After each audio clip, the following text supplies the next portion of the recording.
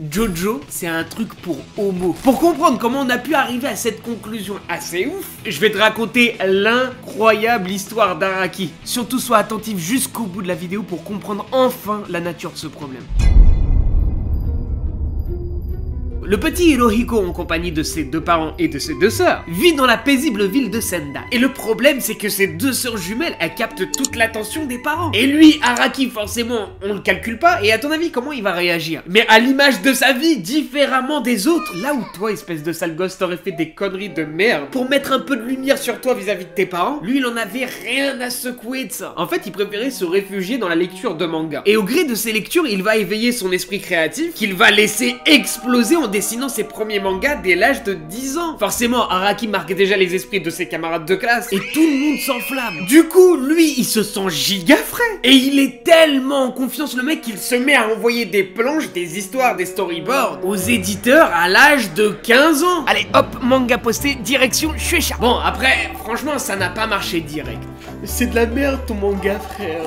Mais Araki, il en démord pas et il continue à envoyer, il continue à trimer, il continue à bosser. Il va envoyer plein d'autres histoires. Et là, c'est de la merde ton manga, frère. Et là, il aura toujours la même réponse à la troisième, quatrième tentative. Et du coup, bah Araki, ça le saoule. Mais attends, il se dit, mais comment ça se fait? Mes histoires, elles déchirent. Pourquoi on me refuse à chaque fois? Donc le mec est giga vénère.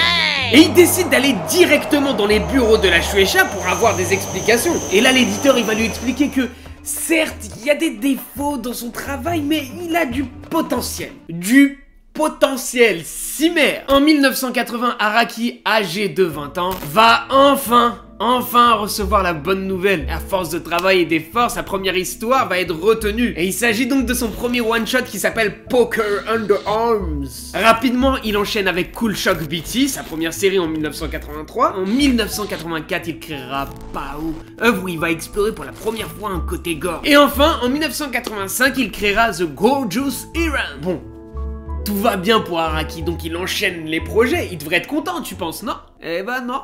なんか漫画家としてこうイメージができてないっていうんですかね。どんな漫画家になろうっていうのがね、こうはっきりとなんか漠然としてたっていうかで。Ce ressenti, tu vois, il le développait en regardant le travail de ses collègues mangaka. Il y trouvait dans chacun de leurs travaux un style particulier, une patte spéciale. Il considérait que son travail était trop lisse, sans aspérité, que c'était un truc de random en fait. Son esprit créatif était emprisonné et il ne pouvait marquer les gens. En tout cas, pas pour l'instant. Parce que cette frustration, elle va être à l'origine du style le plus singulier et le plus débridé du monde des mangas. なんかこう開けた感じがするんですよ、目の前が。 Fan des productions hollywoodiennes, Araki est fasciné par ce que dégage Blade Runner. Il est convaincu, c'est ça qu'il veut faire ressentir dans ses mangas. Là, pour la première fois, il sent que les idées fusent dans son cerveau. Assez pour donner rendez-vous à son éditeur au restaurant Jonathan. Et là-bas, il va lui donner toutes les idées pour son prochain manga. Il va commencer par parler de Stallone. 当時映画とかやっぱり好きなんで、シルベスター・スタローンとかアーノルド・シュワルツェネガーとかっていうのがこうちょっと流行ってたんですね。 Et cette fascination qu'a Araki pour Stallone, on va la retrouver dans le héros de son manga. Et c'est pas tout, Araki est également sous le charme de Roy Batty, qui avec ses cheveux blonds, sa musculature imposante et son regard froid ferait un super méchant. Donc l'éditeur écoute attentivement Araki et étonné par la tournure de l'histoire, il va commencer à poser des questions. La première sera de savoir dans quelle partie du Japon va se dérouler cette histoire. Elle ne se déroulera pas au Japon, lui répond Araki, mais dans l'Angleterre victorienne. Et d'ailleurs, les deux protagonistes ne seront même pas japonais. 外人の主人公は絶対タブーだったんですよ。なんかそういう時代だったんですよね。 Et parce que le héros de son histoire est anglais, il l'appellera Jonathan. Jonathan, comme dans le restaurant dans lequel ils étaient en train de dîner en fait. Et son nom de famille sera Joestar parce que Jonathan, Joestar, tu vois, ça sonnait bien. Oui, je sais, il se casse plus la tête en fait, il va au feeling et... Par contre, pour l'antagoniste, il fallait un nom qui puisse retranscrire la méchanceté, l'arrogance et les envies de conquête de ce dernier. Son nom sera Dio, parce que Dio, ça veut dire Dieu en italien. Dio Brando. Et le nom de cette aventure sera Jojo Bizarre Adventure. Enfin Enfin, il était satisfait de son œuvre, surtout de son méchant en fait. Mais en y réfléchissant bien, si c'était à refaire, il n'aurait jamais fait Jonathan aussi gendre parfait avec une personnalité sans relief, sans aspérité. Du coup, idée du siècle, il demande à son éditeur: Eh gros, imagine, on le fait crever. Non, Araki, ça se fait pas de casser les codes du shonen, on a déjà fait assez de hors-piste comme ça. Tu peux pas tuer ton perso principal comme ça. Et au final, ils l'ont tué. かなり冒険だ。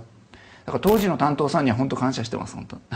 Le héros est donc mort, il fallait en trouver un nouveau. Mais franchement, c'était tout sauf un problème. Bien au contraire même. Araki aimait beaucoup les séries qui traversaient les générations comme East of Eden et Roots. Cela permettait d'exploiter un mythe sous plusieurs angles possibles, et ainsi de se donner la liberté d'exprimer son art de plusieurs manières différentes. C'était donc ça l'idée, traverser les époques pour un héros nouveau. 現代にとにかく行こうっていうので、ちょっとなんかジャンプ的じゃないなとか思ったんですけど、なんかそういう誰も書いてないところを行くのもいいのかなと思って始めたっていうんですか。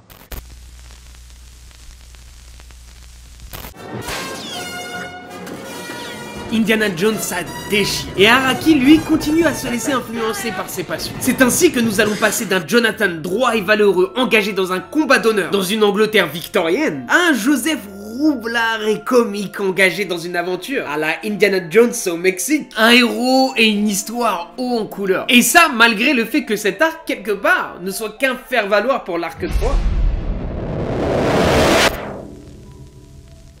単身でね、なんかね復活してくるところがねとにかくね書きたかったんですよ。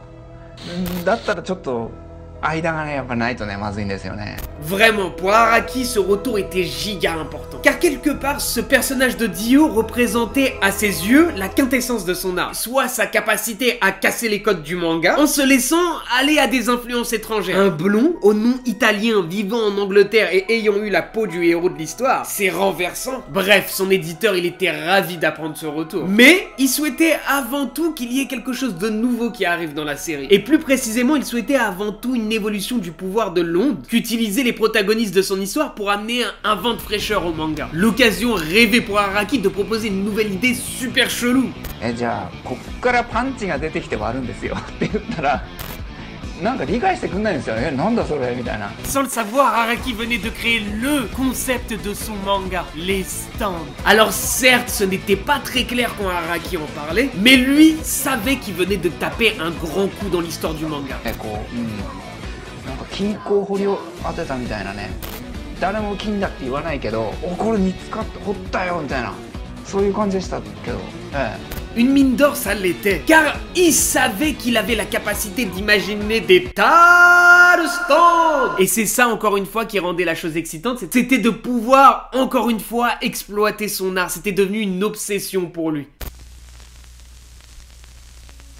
Araki s'est attaché à mettre en place une ambiance spécifique pour chacun de ses arcs, après avoir exploité une ambiance horrifique, une aventure indianesque et une série d'actions. Pour cette quatrième, il souhaite faire un polar en l'honneur de son amour pour la série Columbo. Ce polar se passerait à Moreo, qui est une vision fantasmée de sa ville d'enfance. Pour Araki, l'élaboration de ses personnages était très importante, en particulier celle du héros qui devait marquer les esprits au premier regard, car s'il donne l'impression d'un héros banal, pour lui, le manga, il est totalement foiré. Et c'est d'ailleurs ce qu'il avait un peu ressenti avec Jonathan dans le premier arc. Alors quelle est la recette pour avoir un héros qui te marque à jamais? Et bah déjà faire ce qu'il a toujours fait avec Jojo. Sortir des sentiers battus, se défaire de tous les codes du mangaka pour célébrer les belles choses que le monde a à nous offrir. Que ce soit les muscles saillants de Stallone, les temples aztèques, les groupes de heavy metal. Il se saisit de tout ce qu'il aime et va les transcender par son art pour nous en livrer sa propre interprétation. Et pour être sûr que tu saisisses ce qu'il ressent, il va de plus en plus caricaturer chacune de ses références. Et cela de manière disproportionnée pour que tu les prennes de plein fouet dans la gueule. Pour que tu sois marqué. Oui, parce que au-delà de l'obsession qu'il a d'ouvrir son esprit, son nouvel objectif, c'est de marquer les gens.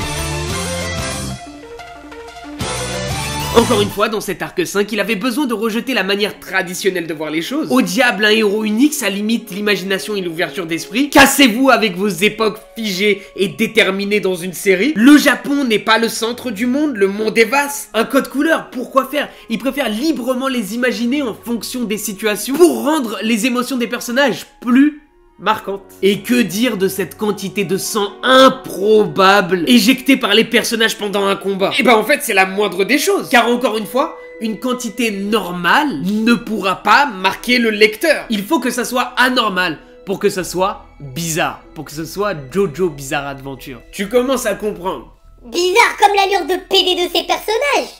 Nous y voilà. En fait, l'allure de ces personnages n'est pas plus bizarre que ses scénarios, ses mises en scène ou les pouvoirs qu'il a imaginés. C'est simplement la continuité de la bizarrerie de son œuvre pour la rendre marquante. Ces poses extravagantes et irréelles des personnages ont tellement marqué les esprits qu'ils ont eu le droit à un nom, s'il te plaît. Ils ont eu le droit au nom de Jojo Pose. Mais d'où les gens y donnent un nom à des poses de personnages? D'où? Ça veut bien dire ce que ça veut dire. Ça veut dire que ça a marqué les esprits des gens. Et là, on parle simplement de posture. Et que dire de ce style androgyne aux allures de mannequin qu'il crée par un savant mélange entre style casual et fantaisiste. Ça a tellement marqué les esprits qu'il a fait une collaboration avec Gucci. Mais d'où un mangaka marque tellement les gens qu'il travaille avec une marque italienne de luxe? What the fuck? Et par tous ces détails, son œuvre Jojo Bizarre Adventure en elle-même a tellement été marquante par ce style unique qu'elle a été plus qu'une œuvre pour le Louvre. Elle a été une œuvre d'art. Ouais?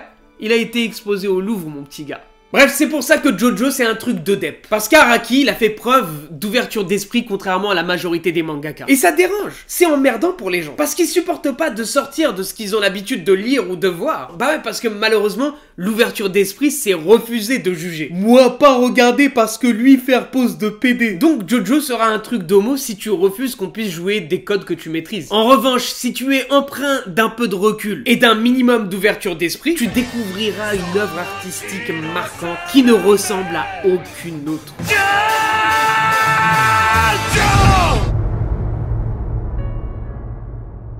Je compte sur toi pour t'abonner, pour pouvoir me suivre. Et aussi de faire un petit tour du côté de mon Utip. Ça me permettrait financièrement, sans blague, de pouvoir faire évoluer ma série Historia. Comme ça, je pourrais me payer un monteur qui s'est vraiment bien monté. Et moi, je pourrais me concentrer sur le travail de mon script. Donc merci à toi, mon poulet. Je te souhaite de kiffer ta life comme d'habitude. Et je te dis à plus.